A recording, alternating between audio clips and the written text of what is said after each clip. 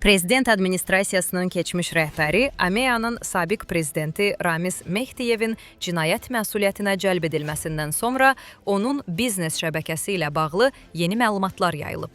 Qaynar Infonun xəbərinə görə, Mehdiyev uzun illər səlahiyyətlərindən istifadə edərək geniş iqtisadi imperiya qurub.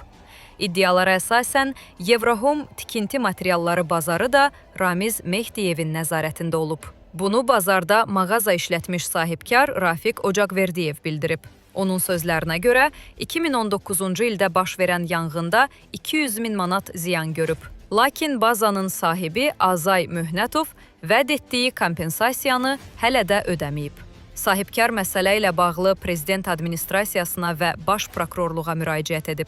Ocaqverdiyev deyib ki, müraciət araşdırılmağa başlanıb və nəticənin müsbət olacağına inanır. O, Yevrohomun Ramiz Mehdiyevin kürəkəni İlham Əliyev vasitəsilə himayə olunduğunu və Azay Möhnətovun onlara güvənərək qanun pozuntularına yol verdiyini iddia edib. Mediada yayılan digər məlumatlara görə, Yevrohomun əsl sahibi Dövlət Gömrük Komitəsinin Enerji Resursları və Dəniz Nəqliyyatında Baş Gömrük İdarəsinin rəisi Telman Mehdiyevdir.